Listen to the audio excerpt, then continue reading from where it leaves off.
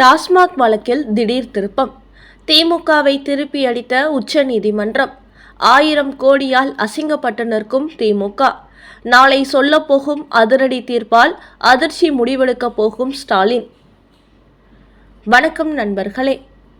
தமிழக முதலமைச்சர் மு.க. ஸ்டாலினை போலவும் திமுக அமைச்சர்களைப் போலவும் யோகிய சிகாமணிகள் இந்த உலகிலேயே கிடையாது என்பது போன்று சட்டசபையில் வியாக்கியானம் பேசுவார்.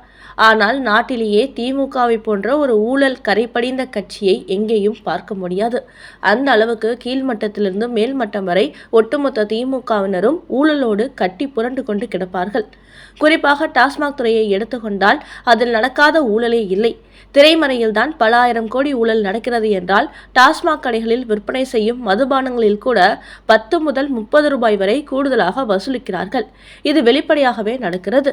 அந்த அளவுக்கு இந்த துறையில் தாறுமாறாக ஊழல் நடந்து கொண்டிருக்கிறது. ஆனால் தமிழக லஞ்ச ஒழிப்புத்துறை இதற்கு எதிராக நடவடிக்கை எடுத்த போதும் அதை திமுக கண்டுகொள்ளவில்லை. தொடர்ந்து தாங்கள் ஊழல் செய்வதிலேயே கைவரிசையை காட்டி வந்தார்கள். இதன் காரணமாகவே அதிரடியாக களமிறங்கிய அமலாக்கத்துறை 3 நாள் நடத்திய ரெய்டில் 1000 கோடி ஊழலை அம்பலத்திற்கு கொண்டு வந்தது. இதுதான் தற்போது திமுகவுக்கு பெருத்த சிக்கலை ஏற்படுத்தியுள்ளது.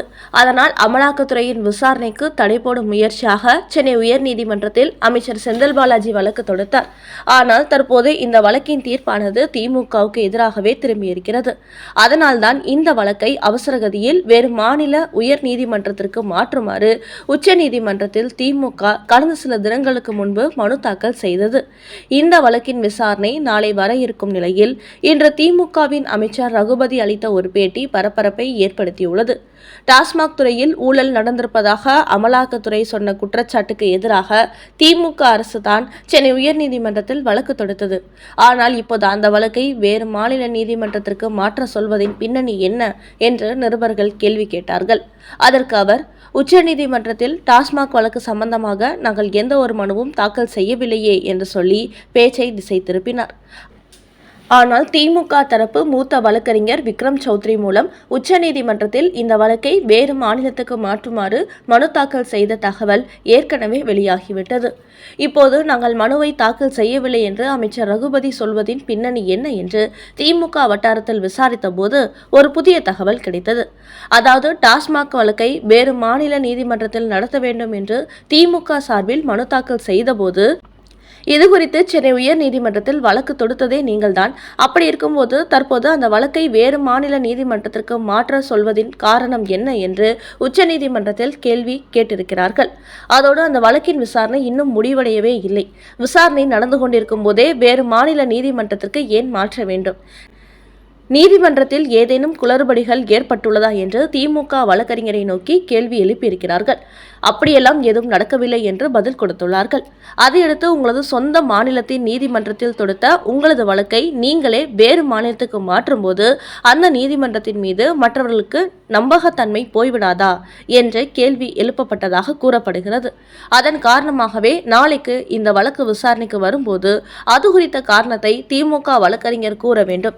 அதோடு அவர் சொல்லும் காரணம் ஏற்றுக்கொள்ளக்கூடியதாக இருந்தால் மட்டுமே இந்த வழக்கு வேறு நீதிமன்றத்திற்கு மாற்றப்படும். இல்லை என்றால் சென்னை உயர்நீதிமன்றத்திலேயே விசாரணை தொடருமாறு கூறிவிடுவார்கள் என்றும் உச்சநீதிமன்ற வட்டாரத்தில் தெரிவித்துள்ளார்களாம்.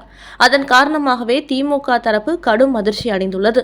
அதோடு திமுக சார்பில் ஆஜரான வழக்கறிஞரும் இந்த வழக்கில் நமக்கு சாதகமான தீர்ப்பு வருவதற்கு வாய்ப்பில்லை. சென்னை நீதிமன்றத்தில் இந்த வழக்கின் இறுதி தீர்ப்பினை சொன்ன பிறகுதான் உங்களுக்கு மாற்று கருத்து இருந்தால் வேறு உயர் நீதிமன்றத்தில் இந்த வழக்கை தொடருங்கள் என்றுதான் கூறுவார்கள் என தெரிவித்திருக்கிறார். அதன் காரணமாகத்தான் திமுகவின் சட்டத்துறை அமைச்சரான ரகுபதி இந்த டாஸ்மாக் மனு விவகாரத்தில் தங்களுக்கு சாதகமான தீர்ப்பு வராது என்பதனால்தான் நாங்கள் உச்சநீதிமன்றத்தில் இது சம்பந்தமாக மனுவை தாக்கல் செய்யவில்லை என்பது போன்று முன்கூட்டியே இன்றைய தினம் ஒரு பதில் கொடுத்திருக்கிறார் என்பது தெரிய வந்துள்ளது. அதோடு டாஸ்மாக் துறையில் நுழைந்து 1000 கோடி ஊழல் செய்ததற்கான ஆதாரங்களை கைப்பற்றிவிட்டதால் இந்த ஊழல் விசாரணையை தடுப்பதற்கு திமுக தரப்பு இந்தியாவில் உள்ள எந்த மாநில நீதிமன்றத்திற்கு சென்றாலும் அமலாக்கத்துறையினர் விடவே மாட்டார்கள் என்றும் கூறப்படுகிறது. தாங்கள் கைப்பற்றிய ஊழல் ஆதாரங்களை நீதிமன்றங்களில் சமர்ப்பித்து திமுக போடும் தடைகளை உடைத்துவிட்டு மீண்டும் டாஸ்மாக் துறைக்குள் அதிரடியாக இறங்கி விடுவார்கள் என்றும் பரபரப்பு தகவல்கள் வெளியாகியுள்ளன. அதனால் என்னதான் மு.க. ஸ்டாலின் ஈடியின் பிடியிலிருந்து தப்பிக்க வெவ்வேறு மாநிலங்களுக்கு ஓட்டம் பிடித்தாலும் இந்த டாஸ்மாக் ஊழலிலிருந்து மு.க. ஸ்டாலினும் செந்தில் பாலாஜியும் ஓடவும் முடியாது, ஒளியவும் முடியாது என்பது தெரிய வந்திருக்கிறது. என்றாலும் நாளைய தினம் இந்த வழக்கு விசாரணை உச்சநீதிமன்றத்தில் வரும் நிலையில் எத்தகைய தீர்ப்பு சொல்லப் போகிறார்கள் என்பதை வெயிட் பண்ணி பார்ப்போம். அடுத்த செய்தி, அண்ணாமலையே மீண்டும் தலைவர், நயினார் நாகேந்திரன் ஒருங்கிணைப்பாளர், டெல்லியிலிருந்து கசிந்த புதிய தகவல். தமிழக பாஜக தலைவர் அண்ணாமலையின் பதவிக்காலம் 3 ஆண்டுகள் முடிந்து 6 மாதங்கள் ஆகிவிட்ட நிலையில் விரைவில் புதிய தலைவர் நியமிக்கப்பட இருப்பதாக செய்திகள் வெளியாகி வருகின்றன. ஆனால் அண்ணாமலையை தலைவர் பதவியிலிருந்து மாற்றக்கூடாது என்று பாஜகவின் நிர்வாகிகளும் தொண்டர்களும் தொடர்ந்து டெல்லி மேலிடத்திற்கு இமெயில் கடிதங்கள் அனுப்புகிறார்கள். அதோடு அண்ணாமலையின் இடத்தை இன்னொரு நபரால் கண்டிப்பாக நிரப்ப முடியாது. அந்த அளவுக்கு அவர் ஒரு அதிரடி தலைவராக தன்னை நிரூபித்துவிட்டார். அதனால் அவரை தலைவர் பதவியிலிருந்து மாற்றினால் தமிழக அரசியல் களத்தில் பாஜக பரபரப்பு இல்லாத ஒரு கட்சி ஆகிவிடும். அதோடு ஏராளமான இளைஞர்கள் பாஜகவிலிருந்து வெளியேறி விஜய் கட்சிக்கு சென்றாலும் ஆச்சரியப்படுவதற்கு இல்லை என்றும் உளவுத்துறை டெல்லி மேலிடத்துக்கு ஒரு அதிர்ச்சி செய்தி கொடுத்திருக்கிறது. இதன் காரணமாகவே தற்போது மத்திய அமைச்சர் அமித்ஷா இந்த விவகாரத்தில் ஒரு புதிய முடிவு எடுத்திருப்பதாக டெல்லி வட்டாரங்களிலிருந்து தகவல்கள் வெளியாகியுள்ளன. அதாவது வருகிற ஏப்ரல் 18ஆம் தேதி பெங்களூரில் பாஜகவின் தேசிய செயற்குழு கூட்டம் நடைபெற உள்ளது. அப்போது தேசிய பாஜகவின் தலைவர் தேர்வு செய்யப்பட உள்ளார். அந்த போட்டியில் ஆந்திரா பாஜக தலைவரும் நடிகர் NT ராமாராவின் மகளுமான புரந்தேஸ்வரி மற்றும் மத்திய அமைச்சர்கள் கிஷன் ரெட்டி, தர்மேந்திர பிரதான், மனோகர் லால் உள்ளிட்ட பலர் இந்த போட்டியில் உள்ளார்கள். இந்த செயற்குழு கூட்டத்திற்கு பிறகு தேசிய பாஜக தலைவர் யார் என்பது முடிவாகிவிடும். இந்த நிலையில்தான் அதிமுகவின் அழுத்தம் காரணமாக அண்ணாமலையை தமிழக பாஜக தலைவர் பொறுப்பிலிருந்து மாற்றுவதற்கு அமித்ஷா தயாரான போது அதற்கு தமிழகத்திலிருந்து எதிர்ப்பு அதிகரித்து விட்டதால் மீண்டும் நோட்டாவுடன் போட்டி போடும் கட்சியாக மாறிவிடக்கூடாது என்று தற்போது முடிவை அவர் மாற்றியிருப்பதாக கூறுகிறார்கள். அந்த வகையில் அண்ணாமலையை மீண்டும் தலைவராக தொடர வைப்பதுடன் நயினார் நாகேந்திரனை பாஜகவின் ஒருங்கிணைப்பாளராக திட்டமிட்டுள்ளாராம். இவருக்கு அதிமுகவுடன் நல்லுறவு இருந்து வருவதால் தேர்தல் வியூகம், தொகுதி பங்கீடு உள்ளிட்ட விவகாரங்களில் இவரை வைத்து அதிமுகவுடன் பேச்சுவார்த்தை நடத்தவும் திட்டமிடப்பட்டுள்ளதாம்.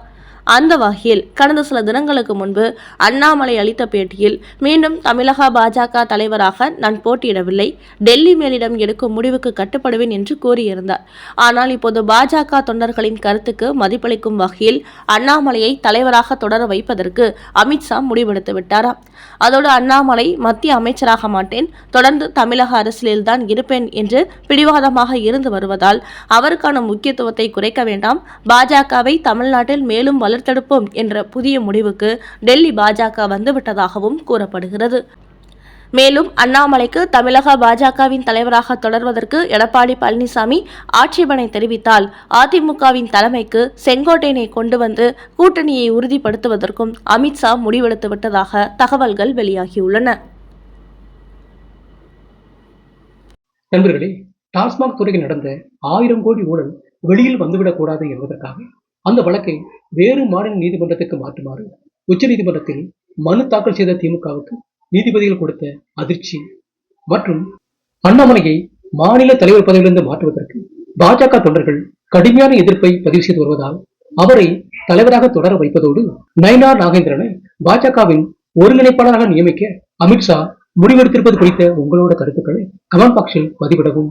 நன்றி, வணக்கம்.